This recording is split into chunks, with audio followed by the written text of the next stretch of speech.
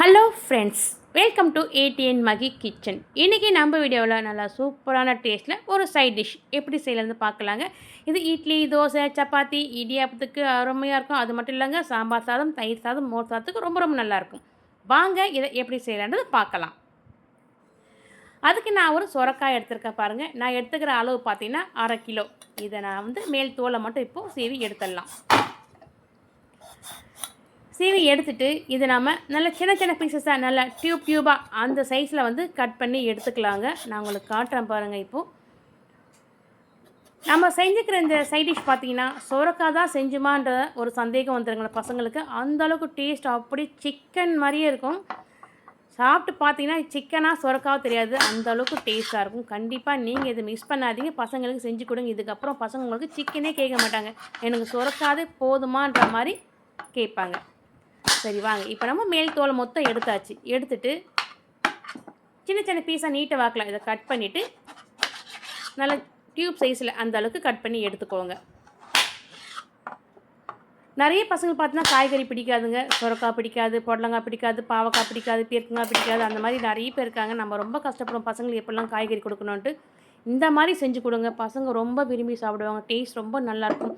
இன்னும் வேணுறது கேட்டு வாங்கி சாப்பிடுவாங்க, அவ்வளோ டேஸ்ட்டாக இருக்குங்க. இப்போ நான் காட்டுறேன் பாருங்கள். இந்த அளவுக்கு சின்ன சின்ன பீசஸாக கட் பண்ணி எடுத்தால் மட்டும் போதும். இப்போ இருக்கிற சுரக்காய் பாருங்கள், பாதி கட் பண்ணி ஒரு தட்டில் மாற்றி வச்சாச்சு. இப்போ இருக்கிறதையும் சின்ன சின்ன பீஸாக கட் பண்ணி எடுத்துக்கலாம்.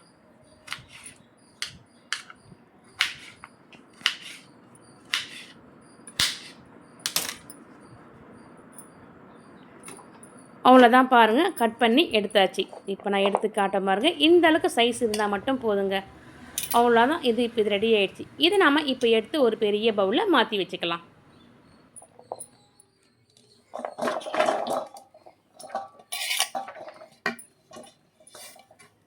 இப்போ நாம் கட் பண்ணி வச்சுக்கிற இந்த சுரக்காவை ஒரு பெரிய பவுலில் மாற்றிக்கிட்டோம். எல்லாம் பாருங்கள் ஒரே சைஸாக லெவலில் அந்த மாதிரி கட் பண்ணி எடுத்துக்கோங்க. அப்போ தான் சாப்பிட்றப்போ ரொம்ப நல்லாயிருக்கும். இப்போ இது ரெடி ஆகிடுச்சு. இதில் நாம் இப்போ முட்டையை உடச்சி எடுத்துக்க போகிறோம். இப்போ நான் இதில் ஒரு முட்டை தான் சேர்த்துக்க போகிறேங்க. இப்போ அது கூடவே ஒரு 1/4 ஸ்பூன் உப்பு சேர்த்துக்கலாம். இப்போ நாம் இந்த சுரக்காயை, முட்டை, உப்பு எல்லாம் ஒன்றா சேர்த்து ஒரு தடவை கலந்து விட்டுடலாம். நீங்கள் கையில் கலக்குன்னா கூட கையிலே கலந்துக்கலாங்க. இல்லை விஸ்கு, ஸ்பூன் இந்த மாதிரி வச்சு கூட நாம் கலந்து விட்டுக்கலாம். எது உங்களுக்கு வாட்டமாக இருக்கோ அதை வச்சு நீங்கள் கலந்து விட்டுக்கோங்க. இந்த சைட் டிஷ் பார்த்திங்கன்னா நமக்கு சப்பாத்திக்கு, தோசைக்கு, நானுக்கு இதுக்கெல்லாம் பிடிச்சி சாப்பிட்றதுக்கு ரொம்ப ரொம்ப நல்லா இருக்குங்க.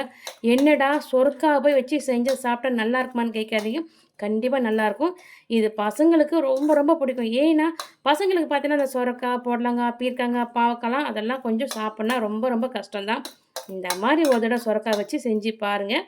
பசங்க மறுபடியும் இன்னும் அடிக்கடி செஞ்சு கொடுங்கன்ற மாதிரி உங்கள்கிட்ட கேட்க ஆரம்பிச்சிடுவாங்க. டேஸ்ட் பார்த்திங்கன்னா அவ்வளோ சூப்பராக இருக்கும்.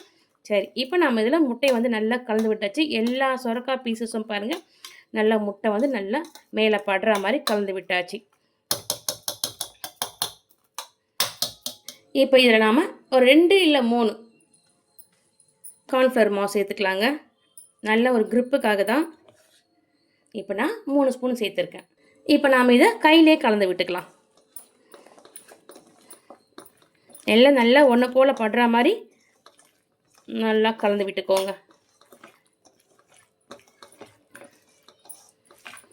இது நீங்கள் அப்படியே பார்த்தீங்கன்னா ரசம் சாதம், சாம்பார் சாதம் அதுக்கும் எடுத்து இது நீங்கள் சைட் டிஷ்ஷாக சாப்பிட்லாங்க. இல்லையா சப்பாத்தி, தோசை, நான் அதுக்கெல்லாம் கூட பிடிச்சி சாப்பிட்றதுக்கு ரொம்ப நல்லாயிருக்கும். அது மட்டும் இல்லைங்க, இடியாப்பத்துக்கும் ரொம்ப சூப்பராக இருக்கும். இப்போ பாருங்கள், கார்ன்ஃப்ளவர் மாவு நம்ம முட்டையோட இந்த சொரக்காவோட நல்லா மிஸ் ஆகிடுச்சு. அவ்வளோதான். ஒரு 2 நிமிஷம் போல் நம்ம தட்டு போட்டு மூடி விட்டுடலாம். 2 நிமிஷம் தான். இதை அப்படியே கொஞ்சம் வெயிட்டிங்கில் போட்டு விட்டுடலாம்.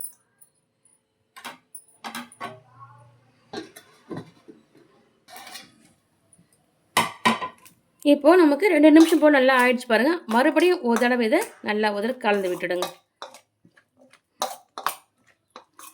அவ்வளோதான். இப்போ எண்ணெய் நல்லா காஞ்சி வந்திருக்கு பாருங்கள். இந்த ஸ்டேஜில் நம்ம எடுத்து கொஞ்சம் கொஞ்சமாக இதில் பொரிக்க ஆரம்பிச்சிடலாம்.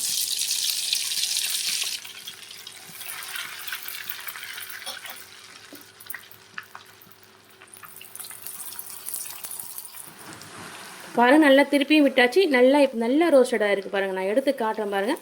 இந்த அளவுக்கு வந்து நமக்கு ரோஸ்டட் ஆகணும். இவ்வளோ சூப்பராக வந்திருக்கு பாருங்கள். அவ்வளோதான், இது ரெடி ஆகிடுச்சு. இதை எடுத்து நாம் இப்போ வேறு ஒரு தட்டில் மாற்றி வச்சுக்கலாம்.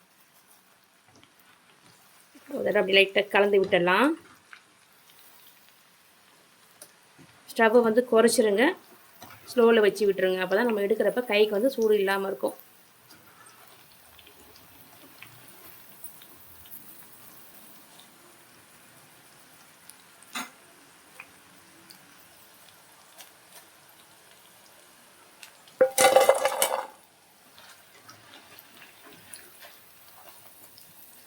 நல்லா சூப்பராக கிரிப்ஸியாக வந்துருக்கு பாருங்கள். இந்த அளவுக்கு வரணும். மேலே வந்து பார்த்தீங்கன்னா அந்த மொறுமொறுப்பு வந்து இருக்கணும். அந்த அளவுக்கு நல்லா வந்து எண்ணெயில் வந்து இது ரோஸ்டடாக ஆகணும்.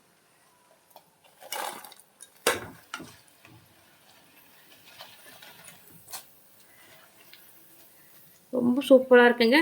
நல்லா ஒரு 1/2 கிலோ இல்லை 1 கிலோ சுரக்காய் வாங்கி இந்த மாதிரி செஞ்சிட்டிங்கன்னா பசங்களுக்கு நல்லா சூப்பராக இஷ்டம் போல் சாப்பிடுவாங்க. டேஸ்ட் வந்து பார்த்திங்கன்னா அவ்வளோ சூப்பராக இருக்கும். அவ்வளோதான், இப்போ இது ரெடி ஆகிடுச்சு. நம்ம வந்து இப்போது ஸ்டவ்வை வந்துட்டு ஆஃப் பண்ணிடலாம். இப்போ ஒரு ஃப்ரை தவா எடுத்து வச்சிட்டோம் பாருங்கள். நான் சிம்மில் தான் வச்சுருக்கேன். இதில் 2 குழிக்கரண்டி எண்ணெய் சேர்த்துக்கலாம். இப்போ ஒரு 10 பாஞ்சு பல் பூண்டு நல்லா தூளாக நறுக்கி வச்சுருக்கேன். அதை வந்து இதில் சேர்த்துக்கலாம். ஒரு 4 பழுத்த பச்சை மிளகா அதையும் இதை சேர்த்துக்கலாம். இதுதாங்க காரம், ரொம்ப டேஸ்ட்டாக இருக்கும் இது சேர்த்துக்கிட்டா. இப்போ நல்லா ஒரு தடவை நல்லா கலந்து விட்டுருங்க. ஓரளவுக்கு லைட்டாக ரோஸ்டட் ஆனால் போதும்.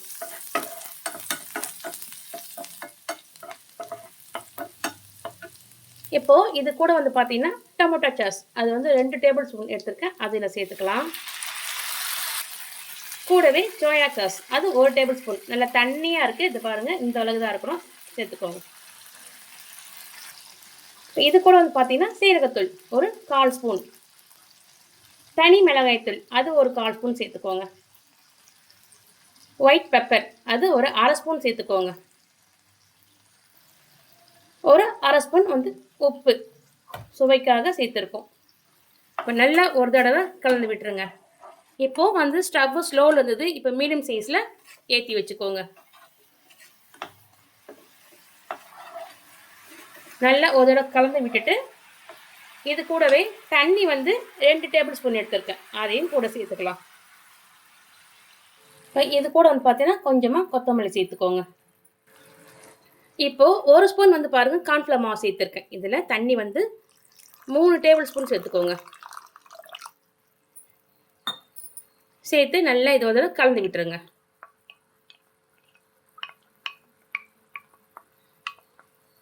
நல்லா கலந்து விட்டாச்சு. இதை நம்ம அப்படியே இப்போ இதில் சேர்த்துக்கலாம். இப்போ நல்லா ஒரு தடவை கலந்து விட்டுருங்க. மறுபடியும் சிம்மில் வச்சுக்கோங்க. ஸ்டவ்வை வந்து சிம்மில் மாற்றிக்கோங்க. அது வந்து மீடியம் சைஸில் இருந்தது இல்லையா, இப்போ அப்படியே வந்து குறைச்சி சிம்மில் வச்சுக்கோங்க. வச்சுட்டு நாம் நல்லா பொரிச்சு எடுத்துருக்கிற இந்த சுரக்காய் இதை வந்து இதில் சேர்த்துக்கலாம்.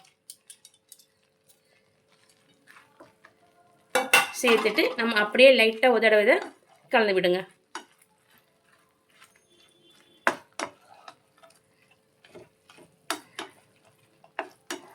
அவ்வளோதாங்க. ரொம்ப ரொம்ப சூப்பராக இருக்குது சாப்பிட்றதுக்கு. நான் சொன்னது போல் சாம்பார் சாதம், ரசம் சாதம், மோர் சாதம்லாம் ரொம்ப அருமையாக இருக்கும்.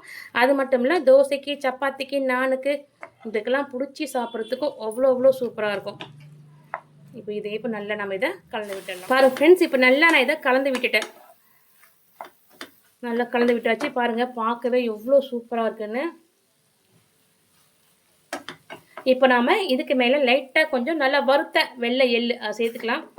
எள்ளு வந்து வறுத்த எள்ளு சேர்த்திங்கன்னா சாப்பிட்றப்ப வாயில் கடிப்பறப்போ ரொம்ப ரொம்ப நல்லாயிருக்கும். இது கொஞ்சம் நல்லா கரெக்டாக 1 ஸ்பூன் சேர்த்துக்கோங்க போதும். கூடவே கொஞ்சமாக ஃப்ரெஷ்ஷான கொத்தமல்லி. அவ்வளோதான். இதை அப்படியே எடுத்து நாம் இப்போ ஒரு பவுலில் மாற்றிக்கலாம். அவ்வளோதான் பாருங்கள், நமக்கு சூப்பரான ஒரு சைட் டிஷ் ரெசிபி ரெடி ஆகிடுச்சு. அதுவும் சொரக்காய் வச்சு செஞ்சுருக்கோம். கண்டிப்பாக ட்ரை பண்ணி பாருங்கள். உங்கள் பசங்களுக்கு செஞ்சு கொடுங்க. ரொம்ப ரொம்ப விரும்பி என்ஜாய் பண்ணி சாப்பிடுவாங்க. ஏன்னா டேஸ்ட் அந்தளவுக்கு ரொம்ப ரொம்ப நல்லா இருக்காங்க. இதை வந்து நம்ம சொரக்காயிலேருந்து தான் செஞ்சோமான்னு பசங்களுக்கு தெரியவே தெரியாது. அவ்வளோ டேஸ்ட் நல்லாயிருக்கும். பாருங்க ஃப்ரெண்ட்ஸ், இந்த வீடியோ நான் உங்களுக்கு பிடிச்சிருக்குன்னு எதிர்பார்க்குறேன். அப்படி பிடிச்சிருந்தா நம்ம ஏடிஎன் மகி சேனலை போய் மறக்காமல் சப்ஸ்கிரைப் பண்ணிக்கோங்க. லைக் பண்ணுங்கள், ஷேர் பண்ணுங்கள், கமெண்ட் பண்ணுங்கள்.